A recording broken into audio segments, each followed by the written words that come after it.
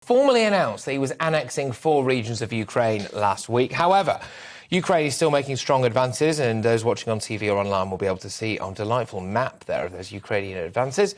And forces are currently taking back key areas in places such as Kherson, Kharkiv and Donetsk. In fact, yesterday we could reveal live on air with former president of Ukraine, Petro Poroshenko, who told me exclusively, actually, that he'd just learned that areas of Kherson had been taken minutes before he came on air, so it's a bit of a scoop for us. But while video footage from Russia has shown a convoy of vehicles on a train belonging to a Russian military unit that handles nuclear weapons, that's heading towards Ukraine. So ominous stuff, sinister stuff. I think a lot of us wondered, didn't we, how Putin was going to react if, as and when, there were significant losses. Would he quite literally go nuclear? Well, earlier today, the Kremlin spokesperson, Dmitry Peskov, pesky to his mates, has pledged to retake annexed areas and said that they will be Russia forever. Well, joining the show now is Hannah Shelest, who's the Director of Security Programmes at the Foreign Policy Council Ukrainian Prism. And I've got Gwythian Prins as well,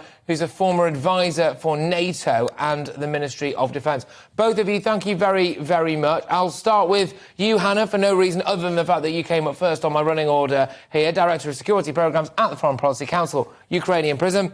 What's your take on what's going on at the minute then? Because as Putin threatens to retake these areas, if he can't do it through conventional means, is he going to go nuclear?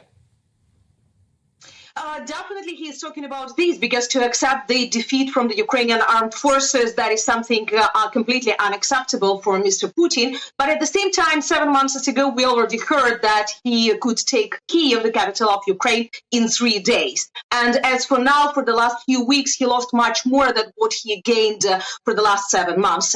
But can he use the nuclear weapons? That is another question. Theoretically, considering his psychopathic moods, as for now, he can do wherever possible or impossible.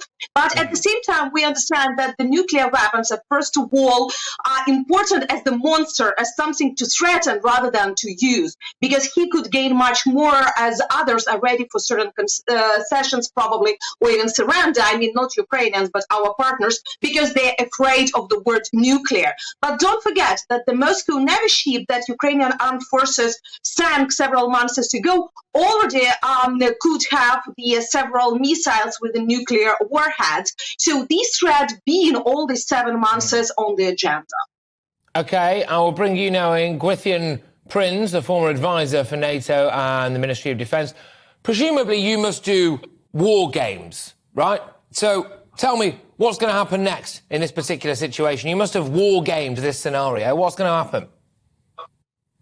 You're asking me if Mr. Putin has wargamed this scenario. I very much doubt it, because I don't think that the decision processes in the Russian Federation now are anything like that. It appears that Mr. Putin is behaving in many ways like Hitler behaved in the last days before the fall of Berlin. That is to say, he's taking all the decisions himself, and he is short-circuiting the general staff. Indeed, he's even attempting to give orders to fairly low-level units. And this is militarily a crazy thing to do, because he's, whatever Mr. Putin is, he's no military genius any more than Hitler was. So in that sort of circumstance, I think that, and I think Hannah might agree with this, that Mr. Zelensky is quite right to say that, of course, we should take seriously Mr. Putin's threats, because Mr. Putin's back is now against the wall.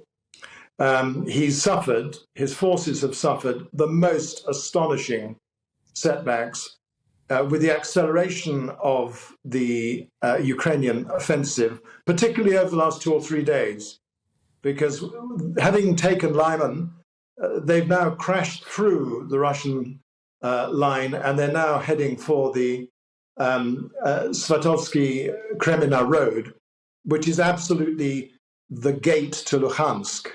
And if that goes, then the Ukrainians have the way open to the next of these areas that declared itself to be part of Russia forever.